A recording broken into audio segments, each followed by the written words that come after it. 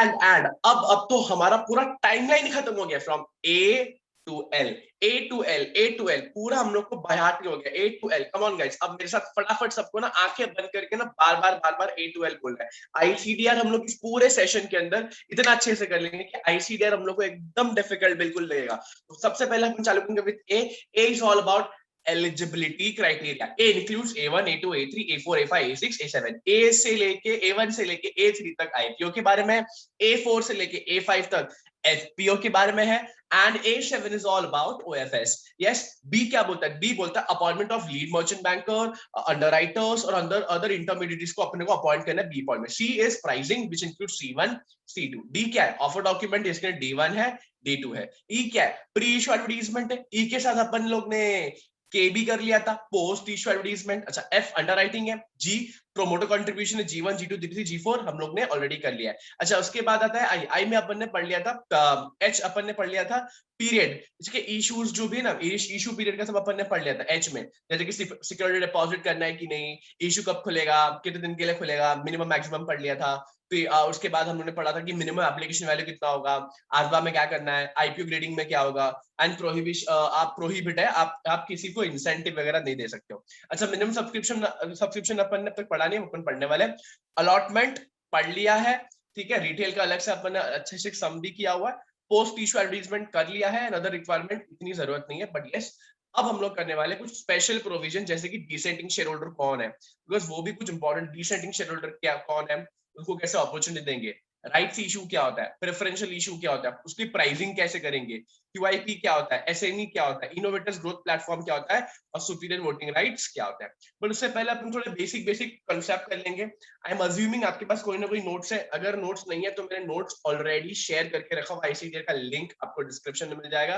But yes, manner of call कैसे करना, manner of call बोले तो सर किस तरीके से हम लोग कॉल करेंगे, तो सर सिंपल कॉन्सेप्ट ये है, all call must be made with in 12 months of the allotment. Allotment से आप 12 महीने के अंदर अंदर सारे के सारे कॉल कर लोगे। अच्छा, किसी पर्सन ने अगर कॉल नहीं दिया तो हमको पता ही है 4 फीचर हो जाता है, शेयर्स का 4 फीचर हो जाता है। हम लोग ने अकाउंट्स में इसको अच्छे से इन डिटेल किया है, पूरा अकाउंटिंग ट्रीटमेंट के साथ। अच्छा, टाइप्स ऑफ इशू तो अपने को पता ही है, आपने को पब्लिक इशू है, राइट्स इशू है, बोनस इशू है, प्रेफरेंशियल प्लेसमेंट्स है, इसके अंदर इंस्टीट्यूशनल है, क्यूआईपीज है ना, प्रेफरेंशियल अलॉटमेंट्स है, आईपीओ है, एफपीओ है, ये सारे टाइप्स ऑफ इश्यूज है। इतना इंपॉर्टेंट नहीं, बट एक बार इसको देखना जरूरी था। अच्छा, लॉक इन याद है कि नहीं, लॉक इन ऑफ सिक्योरिटीज कितना है भैया? लॉक इन बोलता है कि भैया 3 साल, 3 साल for the minimum promoter contribution, और अगर कुछ भी होता है तो 1 ईयर, एंड दूसरे शेयर होल्डर के लिए 1 ईयर, 3 ईयर, 1 ईयर, 1 ईयर, अपन ने पढ़ लिया है। अच्छा, जो कॉन्सेप्ट बहुत इंपॉर्टेंट होता है ना, वो होता है इशू ऑफ वारंट। बहुत बच्चे तो इशू ऑफ वारंट छोड़ ही देते हैं। इशू ऑफ वारंट होता क्या है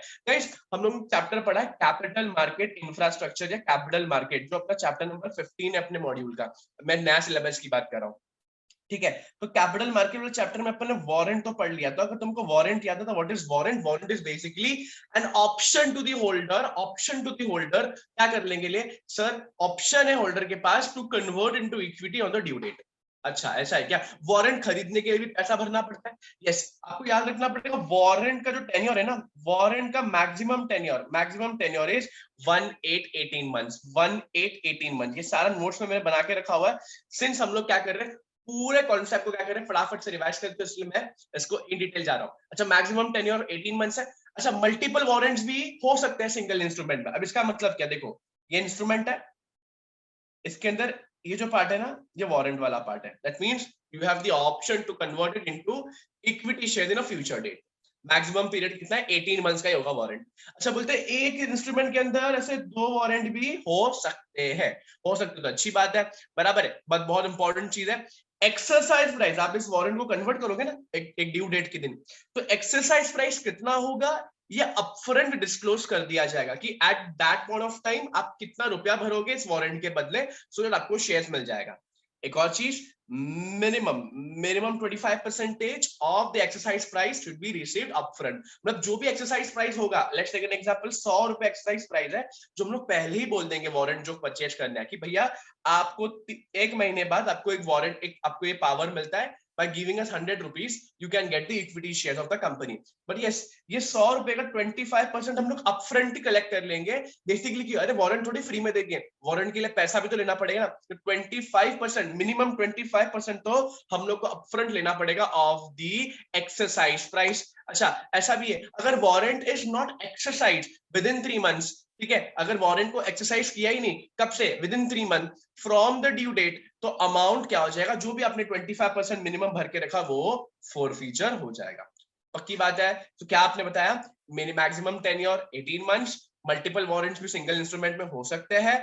अपफ्रंट आप जितना भी प्राइस में एक्सरसाइज प्राइस होगा 100 रुपीज अपफ्रंट बताओगे, मिनिमम 25% अपफ्रंट आप कलेक्ट कर लोगे। वारंट अगर 3 महीने तक एक्सरसाइज नहीं हुआ है तो ड्यू डेट तो अपने को 3 महीने के अंदर अंदर वो पूरा मनी फोरफीट करना है। अरे पक्की बात है कि नहीं, ये तो अपन लोग ने कर लिया, ये था वारंट, ठीक है, कॉल्स कर लिया हम लोगों ने, ठीक है। कॉल्स के साथ साथ और भी इंपॉर्टेंट कॉन्सेप्ट है, like let's take an example minimum offer and public, ये भी बहुत इंपॉर्टेंट है। That is minimum offer to public, ठीक है, एंड रिजर्वेशन, ये तो बहुत इंपॉर्टेंट है। बोलते कि if you want to do, if you are planning for 1600 crore तो आपको एटलीस्ट 25% पब्लिक को देना पड़ेगा। अगर 1600 करोड़ के ऊपर तुम्हारा इशू है, but up to 4000 crore, up to 4000 crore, तो एटलीस्ट 400 करोड़ का जो भी होगा ना वो पब्लिक के पास जाना है। अच्छा 400 करोड़ के ऊपर अगर कुछ भी होता है ना, तो एटलीस्ट 10% किसको जाएगा, रिजर्व रहेगा पब्लिक के लिए। In general case, in normal case हमारे इंडिया में ना ये पहला वाला केस ही होता है, ठीक है, in general case, in normal case. अच्छा रिजर्वेशन भी तो एप्लीकेबल है ना, आपको याद है तो रिजर्वेशन भी तो एप्लीकेबल है। अगर एग्जिस्टिंग शेयर होल्डर है या एम्प्लॉइज है तो एम्प्लॉइज के लिए रिजर्वेशन हम लोग ने रख के रखा हुआ है, and that is up to 5% हम लोग रिजर्व कर सकते हैं, अप टू 5% हम लोग अलग से रिजर्व कर सकते हैं। एग्जिस्टिंग शेयर होल्डर है या ऐसा कुछ है तो उसको अप टू 10% तक हम लोग क्या कर सकते हैं, रिजर्व कर सकते हैं। याद रखना, reservation can not be done in favour of any person associated with the issue, ठीक है, इशू से एसोसिएट कोई रहेगा तो उससे हम लोग नहीं करेंगे, बट एम्प्लॉइज और मेरे एग्जिस्टिंग शेयर होल्डर को मैं बिल्कुल कर सकता हूं, मैं बिल्कुल उनको ये ऑफर दे सकता हूं। अच्छा इसके साथ साथ एक और बेसिक कॉन्सेप्ट है मॉनिटरिंग एजेंट, मॉनिटरिंग एजेंसी। बहुत लोग ये कॉन्सेप्ट पता ही नहीं है मॉनिटरिंग एजेंसी होता क्या, तो बोलते हैं पब्लिक फाइनेंशियल इंस्टीट्यूशन और SCB, that is scheduled commercial bank. इनका काम क्या होगा, to monitor the issue if issue size is exceed 100 crore. मतलब अगर इशू का साइज 100 करोड़ या उससे ज्यादा होगा देन विल टेक्निकली एक मॉनिटरिंग एजेंसी को अपने को अपॉइंट करना पड़ेगा, एंड उस मॉनिटरिंग एजेंसी का काम क्या होगा, क्वार्टरली रिपोर्ट बनाकर सबमिट करना पड़ेगा। कब तक, जब तक 95% ऑफ द प्रोसीड पूरा खत्म नहीं होता है। ये बहुत इंपॉर्टेंट कॉन्सेप्ट है, 3-4 मार्क के लिए पूछो तो मेरे को मत बोलना मॉनिटरिंग एजेंसी का सीन क्या है, बराबर है। डिफरेंट टाइप ऑफ इशू भी कर लिया, मिनिमम पब्लिक रिजर्व भी अपन ने कर लिया। अच्छा मॉनिटरिंग एजेंसी क्या, तो वो भी देख लिया। बहुत ज्यादा इंपॉर्टेंट कॉन्सेप्ट है, अगर इशू 100 करोड़ या उसके ऊपर होता है देन ओनली विल रिक्वायर कौन, मॉनिटरिंग एजेंसी। याद रखना ये बात बहुत इंपॉर्टेंट बात है। अच्छा अलोकेशन तो याद है ना, बहुत लोग को अलोकेशन याद नहीं था कि कितना किसको मिनिमम परसेंट जाएगा, तो इसको ना लिख लेना 5 टाइम्स, इसको 5 टाइम 10 टाइम्स लिख लेना। अगर इशू बायबैक है, अगर बायबैक में भी 2 टाइप है, अल्टरनेट और नॉर्मल, तो अगर बायबैक इशू आपका होने वाला है या आपका फिक्स प्राइस इशू है, आपका फिक्स प्राइस इशू है, याद रखना ये बहुत इंपॉर्टेंट है, फिक्स्ड इशू है, तो कितना कितना किसको क्या आने वाला है। सुन, अगर अपना है को तो मिनिमम मिनिमम मैक्सिमम, ठीक है, मैक्सिमम मैक्सिमम मिनिमम, ठीक है, किसको क्या जाना है तो देख लो, ये इंपॉर्टेंट है थोड़ा इसलिए मैं धीरे जा रहा हूं इसको। मिनिमम RII की बात होगी, NII की बात होगी। RI कौन होता है, NI क्या होता है मैंने ऑलरेडी बता दिया, QIB की बात होगी, बराबर है। RII की बात होगी, NII की बात होगी और QIB की बात होगी, किसको कितना परसेंट मिलेगा। तो बोलते हैं मिनिमम RI के लिए 35% तो रिजर्व करके रखना ही पड़ेगा। हमने एक सम भी किया था 35% का हम लोग बात कर रहे थे, यहीं से आया है। 15% NII के लिए रखना पड़ेगा और 50% QIB के लिए रखना पड़ेगा।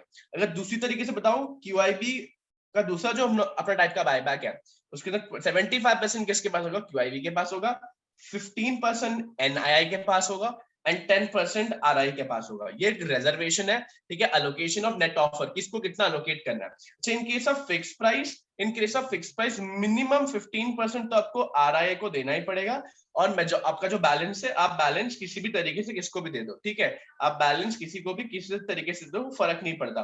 बट बायबैक में अपने को याद रखना है, तो अपने को जो याद रखना है ना, मिनिमम वाला याद रखो, तो मिनिमम वाला याद रहेगा ना, ऑटोमेटिकली दूसरा वाला याद हो जाएगा, ठीक है। तो मिनिमम वाला याद रखना, 5-10 बार लिख लेना, ये बहुत ज्यादा इंपॉर्टेंट है, बहुत ज्यादा इंपॉर्टेंट है, ठीक है। तो अपने को रेगुलेशन नंबर याद रखेगा तो बहुत अच्छी बात है। ये 32(1) का है, ये 32(2) का है, बहुत लोग कुछ याद नहीं होता है, बट मैं फिर भी तुमको बता रहा हूँ, याद रखो तो बेस्ट हो जाएगा, याद रहेगा तो बेस्ट बेस्ट बेस्ट हो जाएगा, ठीक है। तो वारंट्स हो गया, कितना मिनिमम पब्लिक इश्यू होता है वो देख लिया। अब हम लोग देखने वाले important concept, what is dissenting share holder, ठीक है। अब हम लोग देखने वाले इंपॉर्टेंट कॉन्सेप्ट कि डिसेंटिंग शेयर होल्डर क्या होता है और उनको एग्जिट अपॉर्चुनिटी कब देनी होती है और कब नहीं देना होता है। एग्जामिनेशन में ये बहुत बार क्वेश्चन पूछा है कि exit opportunity descending share holder को कब देना है, बहुत बार ये क्वेश्चन पूछा है। So what is descending share holder, let us understand that concept first. What is descending share holder means those shareholders who have voted against the resolution for the change in the object or variation in the terms of contract,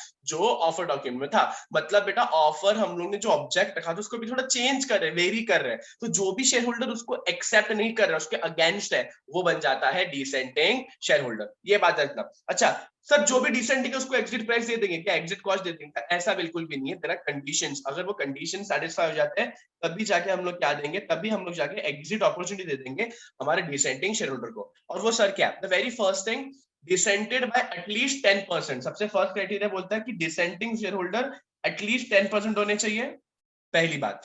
second, the amount to be utilised for the object for which the offer document was issued is less than 75% of the amount, including basically the amount which is mentioned in general corporate proposal। मतलब क्या, देखो simple बात है, अगर पैसा जो हम लोग रेस किया हुआ है 75% से कम मैंने कहीं पे डिविएट किया, मतलब मैंने 100 करोड़ का रेस किया था पैसा, अब 100 करोड़ में से मैंने क्या कर दिया है, 5 करोड़ का डिविएशन है, अरे चलेगा क्या, चलेगा।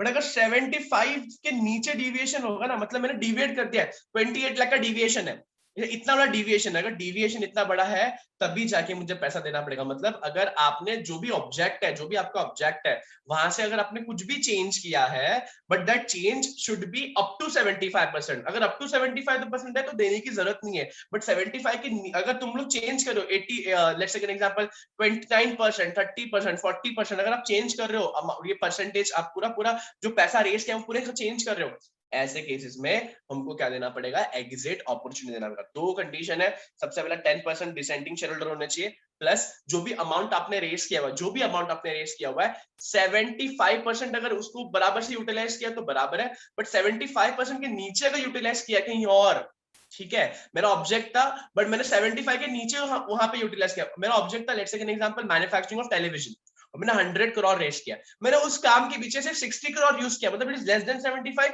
मतलब ये कंडीशन सेटिस्फाई हो जाता है। एग्जाम में जो फेवरेट क्वेश्चन है इसमें मैं धीरे जा रहा हूं, अगर ऐसा केस है तब भी जाके आपको एग्जिट अपॉर्चुनिटी मिलेगा। अब पूरा प्रोसीजर समझ लेते हैं एग्जिट अपॉर्चुनिटी कैसे मिलेगा, बट उससे पहले प्राइसिंग समझ लो कि कौन से रेट के हिसाब से हमको मिलेगा एग्जिट अपॉर्चुनिटी। अरे प्राइस देगा ना प्रमोटर, कि कौन से रेट के हिसाब से देगा वो भी तो समझना पड़ेगा। तो सबसे पहली बात है, रेट अपन कैसे फिक्स करेंगे, बोलते हैं वैम, वॉल्यूम वेटेड एवरेज प्राइस। अपने टेक ओवर चैप्टर में वैम्प और वैप क्या होता है देखा हुआ है। तो वॉल्यूम वेटेड एवरेज, पेड और पेएबल, पेड और पेएबल, यस, लास्ट 52 वीक्स में जो भी प्रमोटर ने एक्वायर किया है वो रेट ले लो, वो रेट ले लो, 52 वीक्स के रेट ले लो, ठीक है, वो ले लो, या तो हाईएस्ट प्राइस पेड और पेएबल, यस, पेड और पेएबल ड्यूरिंग 26 वीक्स, बराबर है, या तो तुम्हारा अगर तुम्हारा स्टॉक क्या है, फ्रीक्वेंटली ट्रेडेड है, फ्रीक्वेंटली ट्रेडेड मतलब तुम्हारे स्टॉक एक्सचेंज में शेयर्स मोर देन 10% ट्रेड होता है, तो आप लास्ट 60 डेज का ट्रेडिंग दे लो, एवरेज ले लो, उसका वॉल्यूम रेट एवरेज ले लो, this again volume rate average लो, इनमें से जो भी अमाउंट आएगा, इसमें से जो भी अमाउंट आएगा और जो हाईएस्ट अमाउंट रहेगा उसमें हम लोग को देना पड़ेगा एग्जिट प्राइस, उसमें हमको देना पड़ेगा एग्जिट प्राइस। अरे समझता है कि नहीं मैं क्या बोल रहा हूँ सर, अगर शेयर्स इनफ्रीक्वेंटली ट्रेडेड है तो भैया जो इश्यूअर और मर्चेंट बैंक डिस्कस करेंगे वो, लेट्स टेक एन एग्जांपल, अगर इनफ्रीक्वेंटली ट्रेडेड है तो यहाँ पे भी एक रेट आ जाएगा, तो उनमें से जो भी हाईएस्ट रहेगा उसमें से अपना हो जाएगा एग्जिट प्राइस। तो क्या सर, वैम्प देख लो लास्ट 52 वीक्स का, हाईएस्ट प्राइस देख लो पेड और पेएबल लास्ट 26 वीक का, 60 डेज लास्ट ट्रेडिंग डेज देख लो, अगर आप लोग ने टेक ओवर कोड अच्छे से किया है ना तो ये ऑलमोस्ट कनेक्टेड है उसी से, ठीक है। तो और या तो शेयर्स इनफ्रीक्वेंटली ट्रेडेड है, इन दैट केस आपको क्या करना पड़ेगा, सिंपल मर्चेंट बैंकर की हेल्प लेनी पड़ेगी, जिनमें से जो भी रेट सबसे हाईएस्ट होगा वो रेट एग्जिट अपॉर्चुनिटी हो जाएगा फिक्स, उसमें एग्जिट अपॉर्चुनिटी हो जाएगा फिक्स। अरे पक्की बात है कि नहीं, इतना समझ में आता है एग्जिट अपॉर्चुनिटी कब और कैसे मिलेगा? हमेशा नहीं मिलेगा एग्जिट अपॉर्चुनिटी, कभी भी नहीं मिलेगा, 10% और 75% क्राइटेरिया रखना पड़ेगा। तो एग्जिट अपॉर्चुनिटी का प्राइस क्या होगा, volume weighted average price which is paid और पेएबल, लास्ट 52 वीक्स में आपने उठाया हुआ है स्टॉक, वो रेट ले लो। आपके हाईएस्ट प्राइस और पेड और पेएबल लास्ट 26 वीक का आप देख लो। अगर आपके शेयर्स फ्रीक्वेंटली ट्रेडेड है तो लास्ट 60 डेज की क्या देख लो, ट्रेडिंग डेज का रेट ले लो। और अगर शेयर इनफ्रीक्वेंटली ट्रेडेड है तो मर्चेंट बैंकर जो रेट बोलेगा वो हिसाब से ले लो, और जो भी रेट आता है विच एवर इज हायर वो रेट लगा लो, आपको उसमें एग्जिट अपॉर्चुनिटी देना पड़ेगा। Sir what is the procedure, procedure भी बता दो, प्रोसीजर क्या है? Procedure is very simple. आपको सबसे पहले एग्जिट अपॉर्चुनिटी के बारे में एक देने के पहले you have to hold a share holder meeting, in that you have to give the notice and explanatory statement why आप डेविएशन कर रहे हो, व्हाई आप ये चेंज कर रहे हो। जैसे रेजोल्यूशन पास होगा कंपनी को क्या करना पड़ेगा, एसआर पास करना पड़ेगा, कंपनी एसआर पास करेगा, that SR will be filed to stock exchange with the list of share holder who is dissenting, ठीक है, जिनको जो कुछ नहीं है ये सब चीजों में, उन लोग क्या करेंगे, उन लोग उनका लिस्ट भी भेज देंगे। अच्छा उसके बाद क्या होगा, डिसेंटिंग शेयर होल्डर को एग्जिट अपॉर्चुनिटी देना पड़ेगा, एग्जिट प्राइस देना पड़ेगा, उसके लिए will appoint merchant banker. Once merchant banker is appointed, हम लोग क्या करेंगे, कंपनी क्या करेगी, कंपनी इन्फॉर्म करेगी एक्सचेंज को about the exit price, and exchange inform करेगा किसको, पब्लिक को, अबाउट एग्जिट प्राइस। इसका बहुत अच्छे से नोट्स मैंने बना के रखा हुआ है, हम लोग बस अभी सीख रहे हैं इसलिए हम लोग, मैं ऐसा लिख रहा हूँ, हैंडराइटिंग में जाओ मत, कॉन्सेप्ट समझो। अच्छा उसके बाद क्या होगा, प्रमोटर को क्या करना पड़ेगा, प्रमोटर को जितना भी अमाउंट देना है एज एन एग्जिट अपॉर्चुनिटी वो एक अलग एस्क्रो अकाउंट में खोल देगा, at least 2 days prior to the tendering period. अगर टेंडरिंग पीरियड आज चालू हो रहा है 2 दिन पहले तक ये अमाउंट एस्क्रो अकाउंट में डालना पड़ेगा, चाहे वो डीलिस्टिंग हो चाहे वो टेक ओवर हो, हम लोग को स्पेशल एस्क्रो अकाउंट डालना पड़ेगा।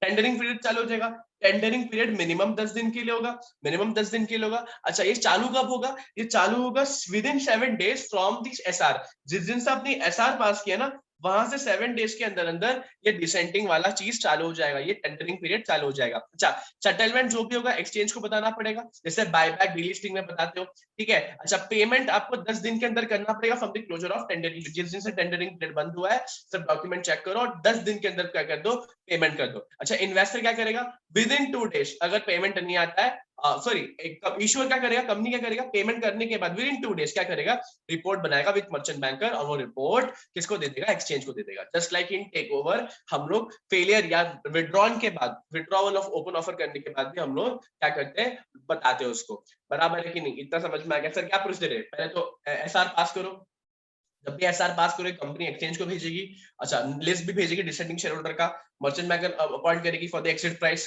एग्जिट प्राइस फिक्स होगा, कंपनी एक्सचेंज को बताएगा, एक्सचेंज पब्लिक को बताएगा। अच्छा उसके बाद आपको एस्क्रो अकाउंट में पैसे रखने पड़ेंगे, टेंडरिंग पीरियड चालू होगा मिनिमम 10 दिन के लिए, और कब चालू होगा, with in 7 days from the passing special resolution. अच्छा पेमेंट 10 दिन के अंदर करना पड़ेगा, जैसे पेमेंट हो जाता है, कहां से 10 दिन, टेंडरिंग पीरियड जब से खत्म हुआ तब से। इन्वेस्टर क्या करेगा, सॉरी ईश्वर क्या करेगा, ईश्वर जैसे पेमेंट वगैरह हो जाता है 2 दिन के अंदर अंदर एक रिपोर्ट बना के एक्सचेंज को दे देगा। पक्की बात है, इतना समझ में आता है, ठीक है, पक्की बात, इतना सिंपल बात है। इसका पूरा डिटेल नोट्स मैंने ऑलरेडी लिंक पे देके रखा हुआ है, उसका टेंशन में, पहले समझ लो कंटेंट क्या है, जब भी तुम लोग को नोट्स मिल जाएगा तुम लोग डाउनलोड कर लेना और इस लेक्चर को साइड साइड में देख लेना तो जल्दी समझ में आ जाएगा। अब हम लोग डिस्कस करेंगे राइट्स इशू। राइट्स इशू का बेसिक कॉन्सेप्ट तुम लोग ने 11th 12th में पढ़ा होगा, बट मैं फिर भी बता रहा हूँ what is rights issue.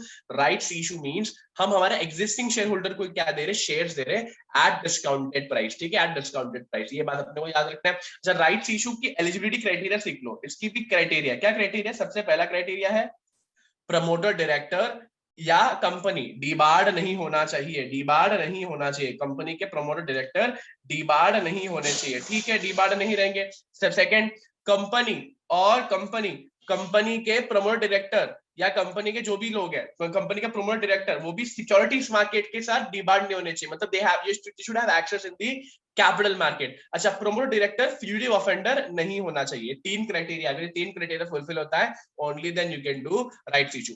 General condition समझते हैं, जनरली क्या कंडीशन होनी चाहिए, ठीक है, बड़ा सिंपल कंडीशन है, इन प्रिंसिपल अप्रूवल लेना पड़ेगा, ठीक है, सारे शेयर फुल्ली पेड अप होना चाहिए, 75 सॉरी फॉर्म मैनेजमेंट होना चाहिए 75% का, जस्ट लाइक हम लोग ने आईपीओ के टाइम किया था। जनरल कॉर्पोरेट पर्पस वहां पे 25 था आईपीओ में, बट यहाँ पे 20% है, ठीक है। अच्छा, ये प्रमोटर डायरेक्टर विलफुल डिफॉल्टर नहीं होना चाहिए, ये चीज का ध्यान रखना है। अगर प्रमोटर डायरेक्टर विलफुल डिफॉल्टर है, ठीक है, तो उन लोग अपने जो राइट्स है उसको रिनाउंस नहीं कर पाएंगे। सब्सक्रिप्शन 15 दिन के लिए खुलेगा मिनिमम, और मैक्सिमम 30 डेज के लिए, just like buyback, minimum 15 days, maximum 30 days, ये अपने को याद रखना। अच्छा, रिजर्वेशन करना है कि नहीं, ये भी इंपॉर्टेंट है। कंपलसरी रिजर्वेशन करना पड़ेगा टू हुम, जिसके शेयर्स कन्वर्ट होने वाले हैं। अगर किसी के शेयर्स कन्वर्ट होने वाले हैं तो मुझे अंडर राइट्स इशू उसको ये रिजर्वेशन मुझे देना पड़ेगा। बट ऑप्शनल भी है। ऑप्शनल किसके लिए है भैया? ऑप्शनल मेरे को, मेरे एम्प्लॉइज के लिए। कैसे एम्प्लॉइज? देखो, मेरे पास ऑप्शनल रिजर्वेशन भी है, मैं चाहूं तो मेरे एम्प्लॉइज के लिए अलग से रिजर्व कर सकता हूँ। The limit is up to 2 lakh, मेरे को 2 लाख तक का रिजर्वेशन ही मिलेगा। बट एक बात याद रखना है, इन एनी केस अगर ये 2 लाख का कोटा नहीं भरता है तो मैं किसी और एम्प्लॉय का ये 2 लाख से ज्यादा भी दे सकता हूँ। मतलब लेट्स टेक एन एग्जांपल, मैंने एम्प्लॉयज को ऑफर दिया था, बट एक कोटा भरा ही नहीं है, ठीक है, तो अगर मैं चाहूँ तो मुझे और ज्यादा शेयर्स लेने हैं, बट लिमिट तो 2 लाख का है। But company law, sorry, SEBI के रेगुलेशन और कंपनी लॉ बोलता है कि हाँ 2 लाख तो एक एम्प्लॉय को देना है, बट अगर कोटा बचा हुआ है, अलॉटमेंट कोई बहुत लोग ले नहीं रहे, अनसब्सक्राइब पोर्शन है, तो ऐसे केसेस में आप एक एम्प्लॉय को 2 लाख से भी ज्यादा शेयर्स दे सकते हो, बट उसकी वैल्यू 5 लाख से एक्सीड नहीं होनी चाहिए। समझ में आ रहा है कि नहीं? 2 लाख तो आपको मिलेगा ही, बट अगर इन केस ऑफ अनसब्सक्राइब्ड है, सब्सक्राइब हुआ नहीं है, तो ऐसे केसेस में एक बंदे को 5 लाख से भी ज्यादा मिल सकता है। ये ऑप्शनल है, ऑप्शनल है, ऑप्शनल है, मतलब करना है करो, नहीं करना है मत करो ये रिजर्वेशन। बट कंपलसरी रिजर्वेशन किसके लिए करना पड़ेगा? कंपलसरी रिजर्वेशन मुझे मेरे कन्वर्टेबल सिक्योरिटीज के लिए करना ही करना है, करना ही करना है, करना ही करना है। आप प्रोसीजर समझ लो, क्या प्रोसीजर है सर? देखो, राइट्स इश्यू और बोनस इश्यू का प्रोसीजर समझ लो, ऑलमोस्ट सेम है, ऑलमोस्ट सेम है, कुछ कुछ इशू थोड़े थोड़े अलग है। सबसे पहले के स्टेप्स है ना 1 2 3 4 5, मतलब स्टार्टिंग के 1 2 3 4 ये 5, ये स्टेप ना दोनों में कॉमन है, ये 5 स्टेप दोनों में कॉमन है। क्या स्टेप है? सबसे पहला हम लोग चेक करेंगे ऑथोराइज कैपिटल बराबर है कि नहीं। अरे ऑथोराइज कैपिटल नहीं है तो we have to change the capital clause memorandum के अंदर। अच्छा, एक्सचेंज को नोटिफाई करेंगे, बोर्ड मीटिंग करेंगे, फिर वापस से एक्सचेंज को नोटिफाई करेंगे। अच्छा, फिर मर्चेंट बैंकर को लगाएंगे। क्यों भैया मर्चेंट बैंकर को लगाएंगे? सो दैट ये प्रोसीजर को आगे बढ़ाए। ये 5 कॉन्सेप्ट, ये 5 स्टेप सेम है। सबसे पहला ऑथोराइज कैपिटल चेक करेंगे, दूसरा एक्सचेंज के अंदर नोटिफाई करेंगे, तीसरा बोर्ड मीटिंग कंडक्ट करेंगे, वही जो भी डिस्कशन वहां पे डिसीजन लिया will notify to the exchange. Third sorry fifth क्या होगा, हम लोग यही चीज मर्चेंट बैंकर को बता देंगे कि भैया मर्चेंट बैंकर अब तुम पूरा ये संभालो। ये हो गया 5 स्टेप कॉमन के। अच्छा, इसके बाद कुछ स्टेप है जो अलग है। पहले मैं राइट्स इशू का डिस्कस करूंगा, जैसे 6th point, 7th point, 8th point and 9th point, ये दोनों अलग है। सबसे पहला मैं राइट्स इशू, मैं स्लो जाऊंगा। सबसे पहला, अभी तो एक बोर्ड मीटिंग पहले हो गया, अब वीक हम लोग क्या करेंगे, फिर से एक बोर्ड मीटिंग रखेंगे, board meeting number 2। In this board meeting will discuss number of shares, किसको कितना प्रोपोर्शन में राइट्स इशू जाएगा, what will be the record date, and record date के साथ साथ हम लोग ये भी डिस्कस करेंगे कि रिकॉर्ड डेट के बाद कि अंडर राइटर अपॉइंट करना है कि नहीं करना है, और करना है तो कौन होगा, एंड लेटर ऑफ ऑफर। ठीक है, क्या क्या सर करना है, नंबर ऑफ शेयर्स, ठीक है, क्या प्रोपोर्शनेट बेसिस में अपन क्या देने वाले, क्या प्रोपोर्शन होगा वो भी बताना पड़ेगा। एंड ऑल्सो ये बहुत इंपॉर्टेंट बात हो जाती है कि क्या रेट्स में होने वाला है, ये क्या रेट्स में होने वाला है, ये भी बहुत इंपॉर्टेंट है, क्या प्रोपोर्शन में होने वाला है। आई होप आपको समझ में आता है। जो एग्जिस्टिंग शेयर होल्डर है उसको सर्टेन प्रोपोर्शन में मिलेगा, तो प्रोपोर्शन अपने को पता होना चाहिए। स्टार्टिंग के 5 तो फिक्स है, ऑथराइज कैपिटल चेक कर लो, नोटिफाई कर लो एक्सचेंज को, बोर्ड मीटिंग रखो, नोटिफाई करो, और मर्चेंट बैंकर को अपॉइंट कर लो। अब जो आगे बात आती है ना, कंपनी क्या करेगा, company next step simple simple करेगा। बोर्ड मीटिंग 2 जैसे ही कंप्लीट हो जाता है, बोर्ड मीटिंग 2 जैसे ही कंप्लीट हो जाता है, बोर्ड मीटिंग 2 के बाद ये सब पूरा कंप्लीट हो गया।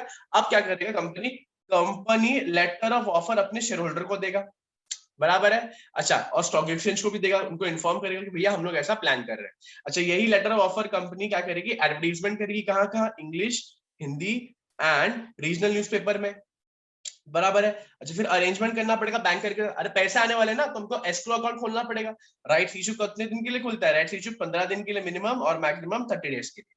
बराबर है कि नहीं। बट यहाँ पे ना 6 और 7 पॉइंट अलग है किसमें बोनस इशू का। सबसे पहला इश्यूर क्या बनाएगा, इश्यूर मतलब कंपनी क्या बनाएगा, एक लिस्ट बनाएगा कि भैया इस किसको बोनस जाने वाला। अरे बोनस किसको जाता है, जिसके पास ऑलरेडी शेयर्स है और फ्री ऑफ कॉस्ट है ना, तो ये बैंक अकाउंट का झमेला यहाँ पे तो होगा ही नहीं बोनस में। तो सेवेंथ पॉइंट है बोनस कितने दिन में हो जाना चाहिए, बोनस का पूरा पूरा इंप्लीमेंट पूरा इशू 15 दिन के अंदर हो जाना चाहिए। यहाँ पे कितना है 15-30 डेज, यहाँ पे 15 दिन है। तो स्टार्टिंग का 5 पॉइंट सेम है, बट बाकी के दो थोड़े अलग अलग पॉइंट। अच्छा उसके बाद क्या हो जाता है, उसके बाद फिर से कुछ स्टेप्स कॉमन आ जाते हैं, फिर से स्टेप कॉमन आते हैं। तो ये हो गए इतने स्टेप्स, और भी कुछ स्टेप कॉमन है, जैसे कि 11th 12th and 13 step common. जैसे कि 11 पॉइंट क्या है, अलॉटमेंट फाइनलाइज करो। अलॉटमेंट यहाँ पे भी फाइनलाइज करना है, अलॉटमेंट यहाँ पे भी फाइनलाइज करना है। अलॉटमेंट मतलब किसको कितना जाने वाला है।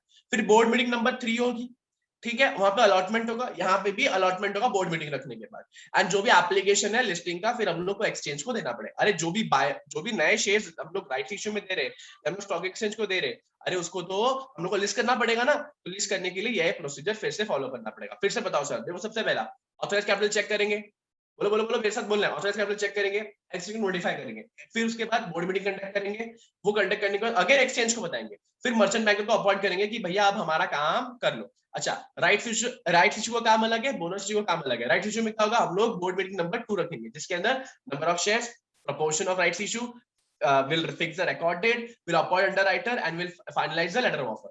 यही लेटर ऑफ ऑफर मैं एक्सचेंज को दूंगा, शेयर होल्डर को दूंगा, कंपनी यही लेटर ऑफ ऑफर न्यूज़पेपर में प्रिंट कर देगा और बैंकर के साथ अरेंजमेंट कर लेगा। यहाँ पे बैंकर क्यों नहीं, अरे बोनस में पैसा तो आएगा ही नहीं, हम तो बस शेयर देने वाले। यहाँ पे क्या करने वाले, हम लोग इशू को क्या करेंगे, फाइनलाइज करेंगे कौन से प्रपोर्शन में किसको बोनस मिलेगा, लिस्ट बना देंगे उसका। और बोनस होने के बाद हम लोग को 15 दिन का अंदर अंदर पूरा बोनस खत्म करना पड़ेगा, अपने एप्लीकेशन किया है। अच्छा उसके बाद क्या है, 11 12 13 मतलब लास्ट के 3 स्टेप कॉमन है। अलॉटमेंट फाइनलाइज करो, बोर्ड मीटिंग रखो, अलॉटमेंट करो, फाइनल एप्लीकेशन दे दो एक्सचेंज में कि भैया लिस्टिंग करानी है। बराबर है, ये हो गया राइट्स इशू और public issue, bonus issue common है। कुछ कुछ चीज जो कॉमन है वो मैंने बता दिया। अब हम लोग करेंगे इंपॉर्टेंट, तो अभी हम लोग जाएंगे बहुत ज्यादा स्लो। सबसे पहला चालू होता है topic preferential issue. Preferential issue बहुत मजेदार कॉन्सेप्ट है, सुनो अच्छे से। प्रेफरेंशियल इशू होता क्या समझो, प्रेफरेंशियल इशू होता क्या है बहुत अच्छे से समझ लो कि प्रेफरेंशियल इशू है क्या। क्या होता है सर, प्रेफरेंशियल इशू मींस एक लिस्टेड कंपनी, सुनो मेरी बात, एक लिस्टेड कंपनी क्या करेगी, एक लिस्टेड कंपनी सिक्योरिटीज देगी। एक listed company will issue securities, कौन से बेसिस में, ऑन पीपी बेसिस। पीपी बोले तो प्राइवेट प्लेसमेंट, हम पब्लिक के पास से जाएंगे but will technically approach selective person और ग्रुप ऑफ पर्सन। तो हम लोग किसको जाने वाले हैं, हम लोग सिलेक्टेड पर्सन के पास जाएंगे, ठीक है, या ग्रुप ऑफ पर्सन के पास जाएंगे। सिलेक्टेड पर्सन या ग्रुप ऑफ पर्सन के पास जाएंगे, but listed company will have to follow some basic criteria. ये इंपॉर्टेंट हो जाता है एग्जामिनेशन पर्सपेक्टिव के लिए, सर कौन कौन से क्राइटेरिया हमको फुलफिल करने पड़ेंगे। The very first we have to pass SR pass करना पड़ेगा। उसके साथ साथ shares must be fully paid up, shares fully paid up होने चाहिए। उसके साथ साथ शेयर्स डीमैट में रहेंगे, शेयर्स डीमैट में अपन देंगे। Second we have to comply all the listing arrangement, listing agreement के अरेंजमेंट हमको फॉलो करने पड़ेंगे। अब क्या है उसके अंदर, मिनिमम पब्लिक शेयर होल्डिंग, कितना मिनिमम पब्लिक शेयर होल्डिंग है 25% तो मेरे को रखना ही रखना है, ठीक है। 20 याद आ रहा है कि नहीं, 75% is with promoter, 25% is public holding in listed company। ये 75% 90 बन जाएगा इन PSU एंड 10% बन जाएगा इन केस ऑफ PSU। याद है हम लोग डीलिस्टिंग में करके रखा ये सारी चीजें। अच्छा और क्या है, हम लोग को पैन कार्ड लेना पड़ेगा, किसका, हमको पैन कार्ड लेना पड़ेगा मेरे सारे इन ग्रुप लोगों का। सर क्या होता है वापस, प्रेफरेंशियल इशू क्या है, preferential issue means a listed company will issue securities on PP basis to selected person और group of person. Company have to follow some procedure, SR pass करो, शेयर फुल्ली पेड अप होना चाहिए, demat में होना चाहिए, minimum public share holding मतलब listing agreements के सारे क्लॉजेस फुलफिल करना पड़ेगा, और अलॉटीज जो भी होंगे उनका पैन कार्ड हमारे पास होना चाहिए, ठीक है। अब सबसे बड़ा सवाल आता है, सर हम लोग दे तो रहे शेयर्स बट प्राइस कौन सा होगा, रेट कौन सा होगा। अब इस रेट के लिए हम लोग को धीरे जाना पड़ेगा, इसको समझो गाइस, रेट को समझो। ये समझ में आ गया ना, आईसीडीआर तुम्हारे दिमाग में पूरा पूरा बैठ जाएगा। देखो कौन से प्राइस में हम लोग इनको शेयर्स देने वाले ना, वो इंपॉर्टेंट है। देखो शेयर्स दो टाइप के होंगे, या तो फ्रीक्वेंटली ट्रेडेड शेयर्स होंगे या इनफ्रीक्वेंटली ट्रेडेड शेयर हो गए।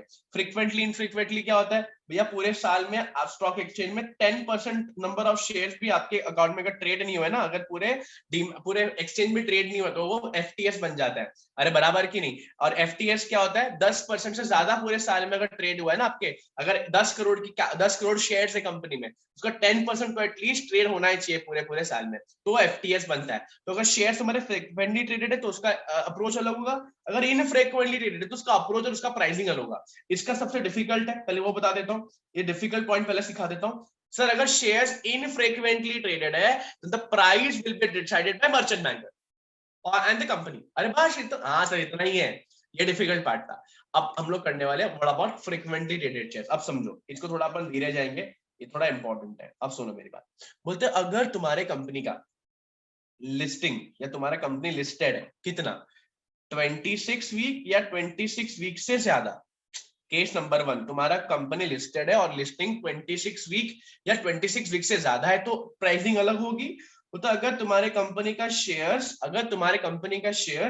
26 वीक से कम लिस्टेड है, मतलब कम टाइम से लिस्टेड है, तो उसका प्राइसिंग अलग होगा। मैं फिर से बोल रहा हूं, अगर तुम्हारे कंपनी का शेयर्स लिस्टेड है 26 वीक या उससे ज्यादा, उसकी ट्रीटमेंट अलग होगी। अगर तुम्हारे कंपनी का shares less than 26 week listed है तो उसका ट्रीटमेंट अलग होगा। सबसे पहला अभी हम लोग क्या करेंगे, 1 2 ये चीज देखेंगे, 1 और 2 देखेंगे। 1 और 2 में जो भी रेट्स आएगा वो जो भी हाईएस्ट होगा वो होगा। मतलब क्या सर, हम लोग देखेंगे volume weighted average price. Volume weighted average price किसका सर बोलते हैं वीकली हाई एंड लो। क्या बोलने का sir, weekly high and low, मतलब जो भी स्टॉक का वीकली हाई एंड लो रहेगा उसका अपन एवरेज लेंगे। ठीक है, उसका एवरेज लेने के बाद अपन क्या करेंगे, उसका एवरेज लेंगे। कितने महीने का एवरेज लेंगे, हम लोग लेंगे एवरेज 26 वीक्स का एवरेज लेंगे। समझ में आ गया। अच्छा आगे क्या बोल रहे हो, सेकंड क्या देखना है, वापस से वॉल्यूम वेटेड एवरेज प्राइस अपने को देखना है। ठीक है, वॉल्यूम वेटेड एवरेज प्राइस का देखना है। क्या किसका देखना है, बोल रहे वीकली देख लो, वीकली हाई एंड लो देख लो, उसका एवरेज निकाल लो, वीकली हाई एंड लो का एवरेज निकालो। बट कभी का लास्ट 2 वीक्स का जब से आप ये प्रेफरेंशियल अलॉटमेंट करने का प्लानिंग कर रहे हो, इसमें से जो भी रेट आएगा विच एवर इज हायर, वो रेट में प्रेफरेंशियल अलॉटमेंट होगा। गॉट इट, समझ में आता है। अरे समझा कि नहीं समझा, मैं क्या बोलने की कोशिश कर रहा हूँ। ठीक है सर, व्हाट इफ अगर शेयर्स 26 वीक से लेस देन लिस्टेड है तो क्या होगा, उसमें अपने को पढ़ना पड़ेगा 1 2 3, इसमें से जो भी रेट्स आएगा उसमें से जो हाईएस्ट है उसमें अपने को इश्यू करना है। सबसे पहला आईपीओ का जो इश्यू प्राइस है ना वो देख लो, आईपीओ का इश्यू प्राइस देख लो, देख लिया। आप देख लो volume weighted average price, just like अभी अपन ने किया, वॉल्यूम वेटेड एवरेज प्राइस। ठीक है, क्या किसका देखना है, वॉल्यूम वेटेड वीकली देख लो। क्या वीकली क्या देखो सर, वीकली हाई एंड लो देख लो, वीकली हाई एंड उसका एवरेज निकाल लो। अरे निकाल लिया सर, बट कितने टाइम के लिए आपने बताया नहीं। जितने भी टाइम कंपनी लिस्ट हुआ है, अगर 3 हफ्ते के लिए हो तो 3 हफ्ते का देख लो, या 4 हफ्ते के लिए 4 हफ्ते, 20 हफ्ते का तो 20 हफ्ते, 25 हफ्ते का तो 25 हफ्ते का देखो, पीरियड ऑफ लिस्टिंग। ठीक है, पीरियड ऑफ लिस्टिंग अपन इसका एवरेज निकालेंगे, इसका वॉल्यूम रेट एवरेज निकालेंगे, तो उसमें से रेट निकल के आएगा। बराबर है। अच्छा थर्ड क्या है सर, बोलते हैं आप वॉल्यूम रेट एवरेज प्राइस देखो, देखा सर। ठीक है, और आप क्या देखोगे, वॉल्यूम रेट एवरेज प्राइस देखो, वीकली हाई एंड लो देखो, उसका एवरेज देख लो। बट कभी का लास्ट 2 वीक्स का उसका भी रेट आ जाएगा। इनमें से जो भी हायर होगा वो रेट आपको देना पड़ेगा। सर आपस से बताओ ना, चलो आंखें बंद करो, क्या प्राइसिंग में देना है। देखो अगर मुझे प्रेफरेंशियल इश्यू करना है तो 2 रेट होगा, या तो शेयर 26 वीक्स से ज्यादा लिस्टेड है या 26 वीक्स तक लिस्टेड है या मोर देन। अच्छा एफटीएस भी हो सकता है, नॉट एफटीएस भी हो सकता है, मतलब फ्रीक्वेंटली ट्रेडेड भी हो सकता है, नॉन फ्रीक्वेंटली। अगर फ्रीक्वेंटली ट्रेडेड तो ट्रीटमेंट होगा, अगर इनफ्रीक्वेंटली तो उसका ट्रीटमेंट होगा। इनफ्रीक्वेंटली है तो मर्चेंट बैंकर डिसाइड करेगा। अरे फ्रीक्वेंटली ट्रेडेड है तो 26 वीक या उससे ज्यादा लिस्टेड है तो उसका ट्रीटमेंट अलग, या more than 26 weeks less than 26 week से लिस्टेड है तो उसका ट्रीटमेंट अलग। तो अगर equal to more than 26 week listed है तो यू हैव टू टेक वैप, वीकली हाई एंड लो का एवरेज लो, लास्ट 26 वीक का चेक करो। सेकंड वैप लो, वीकली हाई एंड लो का एवरेज लो, लास्ट 2 वीक्स का जो भी रेट आएगा उसका जो भी हाईएस्ट रेट होगा वो आप प्रेफरेंशियल अलॉटमेंट कर देना। सेकंड अगर तुम्हारा 26 वीक से लेस लिस्टेड है तो आईपीओ प्राइस देख लो, आप वैप ले लो, last weekly high and low का एवरेज ले लो, कब का, जितना टाइम पे आप पे कंपनी लिस्टेड है, 4 हफ्ता, 5, 6, 7, 10, 12 वो हफ्ता ले लो। थर्ड बोलता है वैप ले लो, वीकली हाई एंड लो का एवरेज ले लो, कितना सर, बोलते हैं लास्ट 2 हफ्ते का, इनमें जो भी हाईएस्ट है वो रेट फिक्स हो जाएगा। अब सुनो मेरी बात, ये तो समझ में आ गया, अब सुनो मेरी बात। अगर आपने शेयर्स अलॉट किया है when this basically it was less than 26 week, अब तभी आपने शेयर्स को अलॉट कर दिया, जो भी रेट आया इसमें से A B C whichever is higher, वो रेट में आपने अलॉट कर दिया। जैसे ही कंपनी का लिस्टिंग 26 वीक्स कंप्लीट हो जाता है ना, हम लोग फिर से क्या करेंगे, ये रेट को निकालेंगे, और अगर कुछ कम, लेट्स टेक एन एग्जांपल, हमने 500 में इशू किया, ये हमने रेट निकाला और 500 में अपन ने इशू कर दिया शेयर, बट फिर 26 वीक होने के बाद ना हमने फिर से ये रेट्स निकाले और आया 510 रुपया। तो ये 10 रुपए का जो डिफरेंस है ना, मैं फिर से प्रेफरेंशियल बेसिस में, जो मेरे जो शेयर होल्डर्स है जिनको मैंने प्रेफरेंशियल बेसिस में शेयर दिया है, उनसे 10-10 रुपया फिर से मांगूंगा। सर ऐसा क्यों? अरे बेटा तुम लोग उसको प्रेफरेंस दे रहे हो, उसको तुम लोग एक पावर दे रहे हो, ऐसे केसेस में जो भी डिफरेंस अमाउंट है वो देना पड़ेगा। समझ में आता है? तो अगर लेस देन 26 वीक के टाइम अलॉटमेंट हुआ है तो दे तो दो उनको शेयर्स, बट जैसे 26 वीक कंप्लीट होगा फिर से रेट निकालो, और रेट निकालने के बाद जो भी रेट आता है उसके हिसाब से दे दो। समझ में आ रहा है कि नहीं? अरे सबको समझ में आ रहा है कि नहीं? रेट्स, इससे तुम्हारा रेट्स पे खत्म होता है प्रेफरेंशियल इशू का। ये बहुत डिफिकल्ट और कॉम्प्लेक्स कॉन्सेप्ट है, यस आई होप अब तुमको तो ये बायहार्टी हो गया रहेगा, किसको कितना जा रहा है, वीकली एवरेज हाई एंड लो, अब तुमको ये बायहार्टी हो गया रहेगा। सिंपल बात है, ये तो बहुत सिंपल बात हो गई। अच्छा अब नेक्स्ट कॉन्सेप्ट क्या बता रहे हो सर? अब नेक्स्ट कॉन्सेप्ट करेंगे क्यूआईपी। अब कुछ बहुत कम कॉन्सेप्ट बचा हुआ है गाइस, अभी खत्म हो जाएगा। क्यूआईपी क्या होता है? Qualified institutional placement. Qualified institutional placement मतलब क्या है? एक कंपनी है जो ऑलरेडी लिस्टेड कंपनी है, ठीक है, वो क्या करेगी, क्यूआईबी को देगी, क्यूआईबी को शेयर्स देगी, क्यूआईबी को शेयर्स देगी। क्यूआईबी कौन है सर? क्वालिफाइड इंस्टीट्यूशनल बायर, जैसे कि म्यूचुअल फंड, वीसीएफ, एआईएफ, एफवीसीआई, ठीक है, portfolio, foreign portfolio category 1, category 2, ठीक है, schedule commercial bank, public financial institutions, ठीक है, पेंशन फंड जिसका कॉर्पस 50 करोड़ से ज्यादा है, ठीक है, प्रोविडेंट फंड का 25 करोड़ से ज्यादा कैपिटल है, ठीक है, सुपर एनिमेशन फंड, एनबीएफसी की, ये सारे चीज अपन अपना क्या बन जाता है, क्यूआईबी बन जाता है। तो भैया लिस्टेड कंपनी क्या दे रही है? सिक्योरिटीज दे रही है। सिक्योरिटीज जब भी बोलता हूँ, सिक्योरिटीज जब भी बोलता हूँ, it can be equity shares, convertible securities, non convertible securities, या विथ वारंट, ऐसा भी हो सकता है। तो ये हम लिस्टेड कंपनी क्या दे रही है सर? लिस्टेड कंपनी दे रही है सिक्योरिटीज। किसको दे रही है? क्यूआईबी को दे रही है। अच्छा कुछ कंडीशन कंपनी को फॉलो करने पड़ेंगे, कुछ कंडीशन कंपनी को फॉलो करने पड़ेंगे, जैसे अपन ने लास्ट टाइम प्रेफरेंशियल में पढ़ा ना, एसआर पास करना पड़ेगा, पैन कार्ड लेना पड़ेगा, फुल्ली पेड अप होना चाहिए, वैसा। तो सबसे पहला अगेन यहाँ पे भी एसआर पास करना पड़ेगा, और इसकी वैलिडिटी होगी 12 महीना, मतलब 12 महीने के अंदर आपको क्यूआईबी को शेयर्स या सिक्योरिटीज देने पड़ेंगे। पक्की बात है। अच्छा equity shares must B basically already issued and listed for at least 1 year, मतलब 1 साल की लिस्टिंग पूरी कंप्लीट होनी चाहिए, तब जाके आप क्यूआईबी में ये सब कर सकते हो।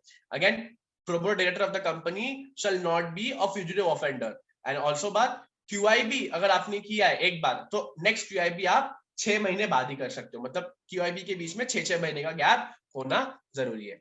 पक्की बात है। तो subsequent QIB can not be with in 6 month, her QIB के बीच में 6 महीने का गैप आप रखना है, ठीक है। तो एसआर पास करना है, उसके 12 महीने की वैलिडिटी है, 1 साल तक आपके शेयर्स, लास्ट 1 साल में आपके शेयर लिस्टेड हो जाने चाहिए। अच्छा प्रोमोटर डायरेक्टर आपके फ्यूजिटिव ऑफेंडर नहीं होने चाहिए, और जब भी आप शेयर्स दोगे क्यूआईपी में, आपके शेयर्स क्या हो जाने चाहिए? सिंपल मैं आपको बताऊं, आपके शेयर्स दो क्यूआईबी के बीच में एटलीस्ट क्या होना चाहिए? गैप होना चाहिए। कितना? 6 महीने का गैप होना चाहिए, तभी जाके आप क्या कर पाओगे? आप क्यूआईपी के अंदर शेयर्स दे पाओगे। किसको देना है सर? क्यूआईबी को देना है, क्वालिफाइड इंस्टीट्यूशनल बायर्स। अच्छा प्राइसिंग क्या लगी? इसकी भी प्राइसिंग अलग होगी। हाँ इसकी प्राइसिंग भी अलग होगी सर। इसकी प्राइसिंग क्या है? डिफिकल्ट है क्या? नहीं, इसका सिंपल प्राइसिंग है। इसका सिंपल प्राइसिंग क्या है sir? Simple, QIP can not made at the price lower than the average high and low of last 2 weeks. मतलब इन लोग भी बोल रहे हैं सर एवरेज ले लो।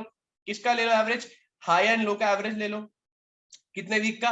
2 हफ्ते का। 2 हफ्ते का ले लो, 2 वीक्स का ले लो, 2 वीक्स का ले लो, या आप दे सकते हो मैक्सिमम 5% डिस्काउंट, आप दे सकते हो मैक्सिमम 5% डिस्काउंट, ठीक है, आप दे सकते हो, ठीक है। ये बात हो गई। तो शेयर्स कितने में इशू होगा?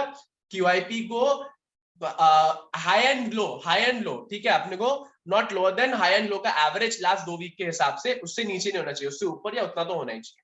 अच्छा, कितने नंबर ऑफ अलॉटीज होने चाहिए? देखो नॉर्मल आईपीओ में 1000 अलॉटीज तो होना ही चाहिए, but in case of this अगर तुम्हारा क्या है, सिंपल बात है, अगर 250 करोड़, अगर तुम लोग समझ लो अलॉटीज कितने होने चाहिए, मतलब 250 करोड़ तक है तो 2 अलॉटीज तो होने ही चाहिए। अच्छा 250 करोड़ के ऊपर कुछ हो जाता है, 250 करोड़ के ऊपर है तो 5 तो होने ही चाहिए, 5 तो होने ही चाहिए। अच्छा एक अलॉटी को एक खुद एक क्यूआईपी को 50% ऑफ टोटल क्यूआईपी नहीं होगा, मतलब सिंगल